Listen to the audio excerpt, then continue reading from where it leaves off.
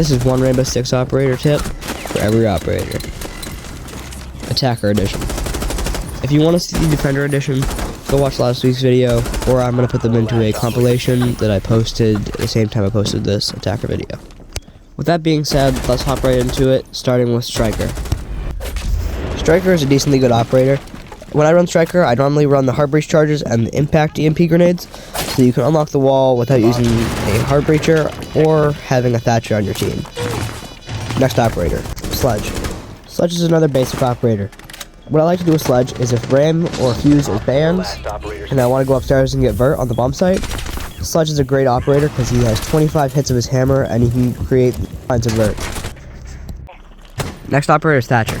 Thatcher is an operator that I feel like you need to bring Claymores to help out your teammates with the common jump outs and common run outs of the map.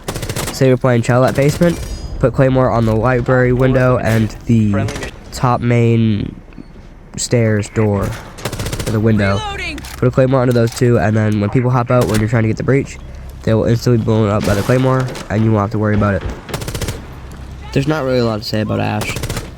That's the same with most attackers, where they don't really have a gadget where you can use it in multiple different ways.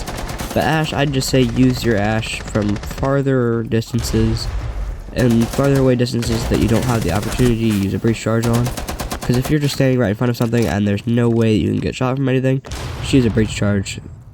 It won't cost you your Ash charge, so you can use those later in the round. Sorry if I get a little bit mad saying this, but when you're playing Thermite and playing a Heart Breacher, you might need to actually go for the main breach. And when I mean go to the actual main breach, like, go for the main wall. Don't get something absolutely useless. Okay, puppies in a field. Puppies in a field. Next operator, Twitch. All friendlies have been. When you're playing Twitch, don't forget you have your actual drones. You have 4 drones in total, so you can drone your team in, you can drone yourself in, you can drone another teammate in.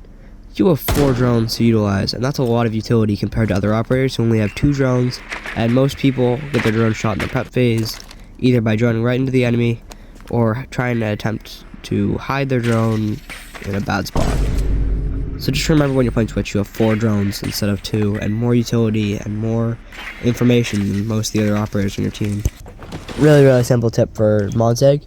And for Montague, what I like to do is I like to give comms to my team when I'm full extended and give a lot of pings, and then my teammates can come behind me and help me out. It's a really easy way to play Montague. But other than that, I just say block doorways after the plant, and you don't have to play aggressive on the plant until there's multiple enemies alive and you're the last teammate. Online and active. But other than that, just give comms to your team while full extended. Next operator is Glaz. Really easy tip. Just literally just bring smoke grenades, that's it. Don't bring grenades like I see a lot of Glaz players do, just bring smokes. Next operator is Fuse. I see not a lot of Fuse players like actually going for the main breach with Thermite and Thatcher, because if they have a 2-brow can freeze the breach, and while the 2-brow is going off, if you detonate the Fuse charge before the 2-brow, it will get rid of the 2-brow and all the electrifying off the wall. Unless, of course, it's a Cade, and Cade places the claw upstairs. That's the only way they can get around the Fuse charge. It may sound weird playing Blitz, or like the tip at least. The tip I have for Blitz is leave a good first impression on the defenders. If you're playing Blitz and you're crouching and you're standing back and you're trying to aim it down sights from farther away, they're just going to push you, they're going to be overconfident on you because you're playing scared. If you're not playing scared, you're full sprinting at them, and you're scaring the enemies instead. All you need to do is flash them up close, and then you can knock them to the ground.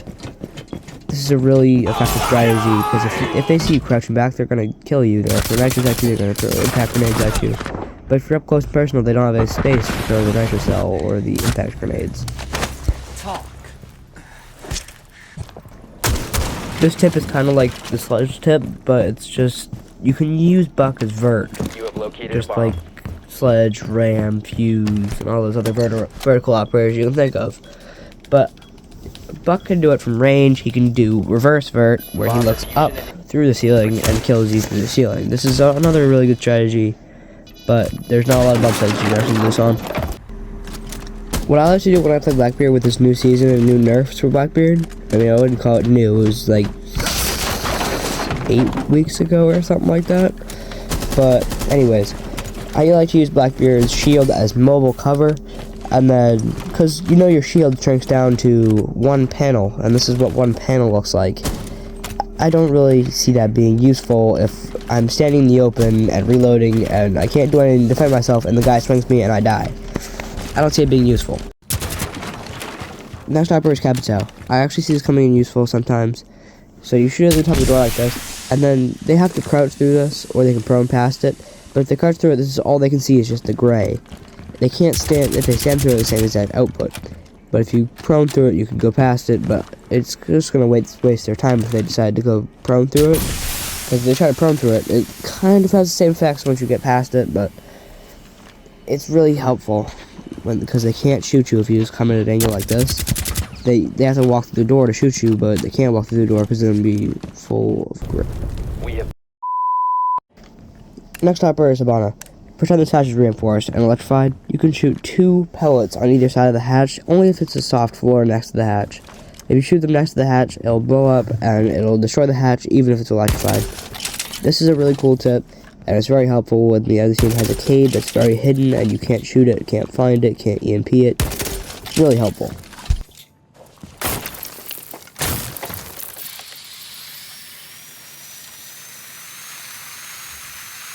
Sometimes when I play Jackal, it's really helpful for me to just follow the footprints.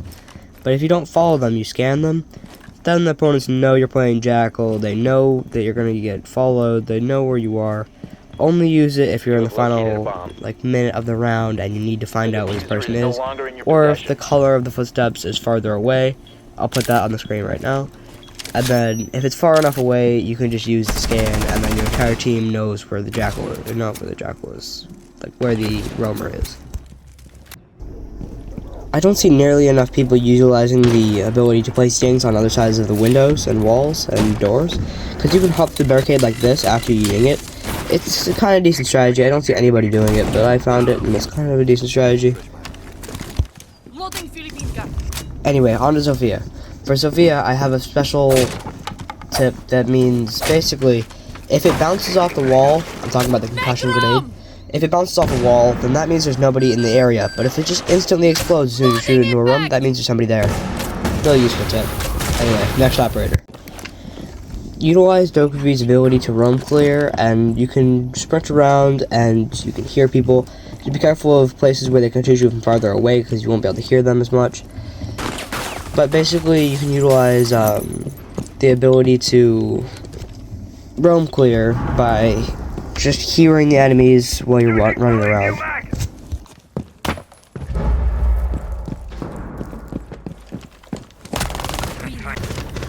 When you use Lion, make sure not to use your scans too early in the round, because if you use it too early, you're just wasting it. But I like to pair the Lion scan with the grenades, because it gives a really good combo where they have to move away from the grenade, but they can't move. So basically, it just counters them, and they have to get pinged. I like to use Maverick as a quiet operator who can sneak through holes, like, let's take Back Attic for example on Oregon.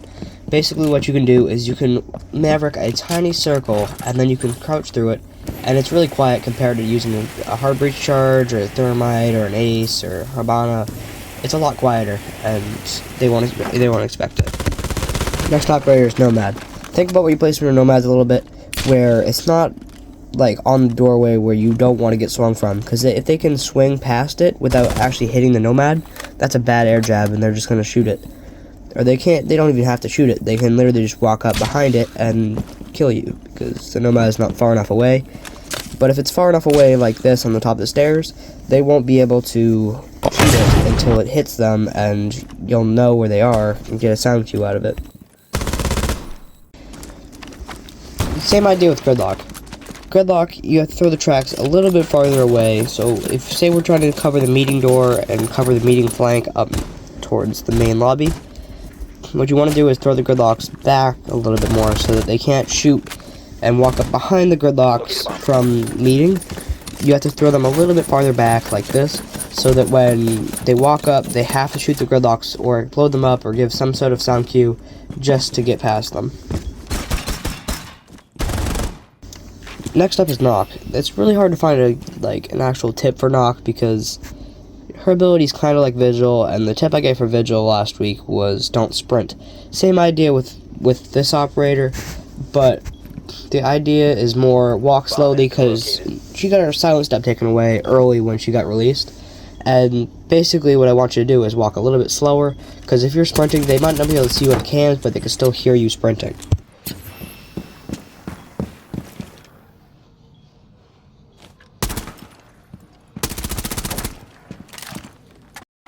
So if you're trying to run Maru through a window or hatch, likely a hatch in this scenario, but if you want to Maru through this hatch, you want to shoot a hole in the floor and have your teammate shoot their gun or throw a flashbang through the floor. The flashbang through the floor is really good because it blinds them and it gives you the time to go up the hatch and they can't hear you Maru up the hatch.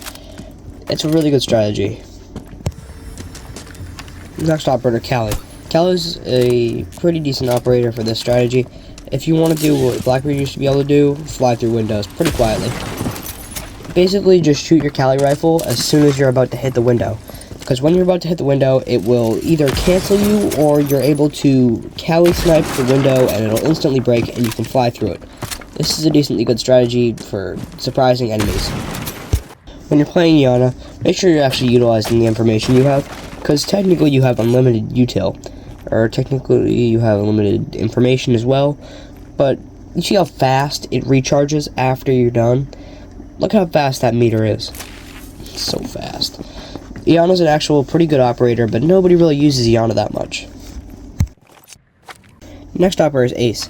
Basically what happens with Ace is the same thing with Bana, but same idea. It's basically the same thing, but same exact thing, just soft floor, Ace charge on the side of the hatch, opens the hatch, even if it's electrified like I said with Hibana. I'm actually surprised not a lot of people use this operator, because you can just see the amount of information I'm able to get in the first like 5 seconds of the round. Look at this, I shoot 3 cameras and I have a lot of information on top main, inside games, and trophy, and then I shoot one in the attic. Then I have all the attic information. Then I can shoot one into the main dorm area. Then I have even more information. There's so much information you can get with Zero. Next operator is Flores. What you can do with Flores is you can place a drone down and then press your get off button. I'm not sure what that is depending on what you're on. But you get off the drone and it will continue driving forward. This is very good for baits, and people might try to be shooting the drone and you can swing off of it. It's a decent strategy, and I don't see a lot of people using it, and whenever I do get used, whenever somebody actually uses it on me, I swear I fall for it every single time.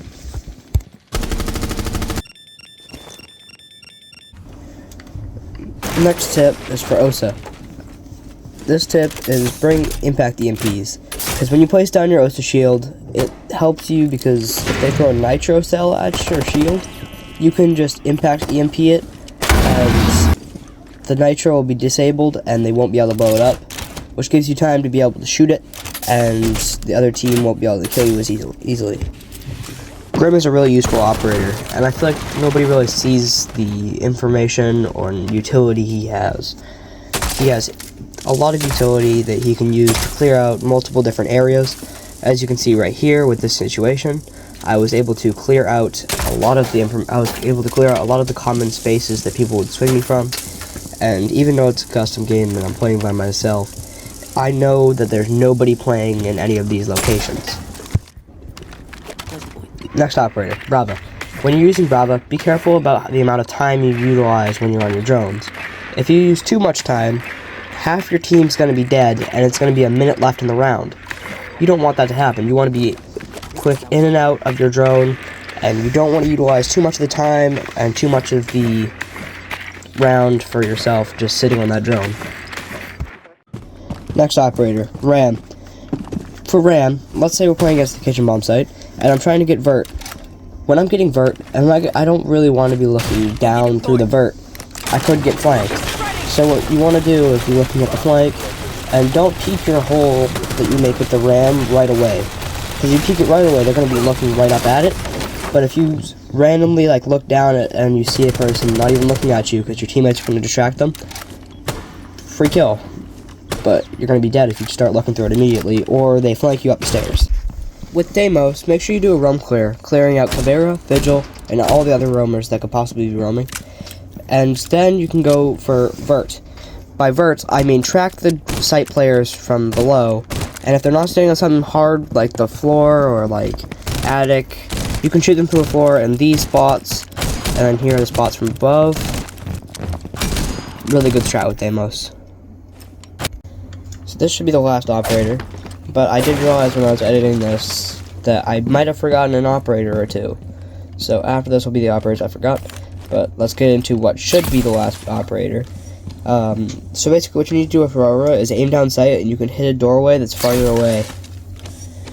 So if you're trying to shoot this doorway, it's going to make you shoot the one closest to you and then the other one. Alright, next operator. Alright, but for real we have 2 operators left, including IQ. For IQ, I'd say just don't walk around with your pistol up. If you're going to use the IQ ability, just make sure you're not doing it when you can be shot and you're not just walking around with it out. Pink stuff for your team, and then just pull out your primary again. There's no point in just running around with it out. And now, the last operator, Finka. I can't really find a tip for this, because it's literally just healing your teammates, but make sure you utilize your gadget when your teammates are on nuke jammers, and tuber rows, or whatever else. There's not really a big tip for Finka, it's literally one of the easiest attacker operators. But with that being said, that was one tip for every single R6 attacker operator. If you enjoyed, please subscribe. Op 4 Adrenaline search incoming. Thank you so much for watching.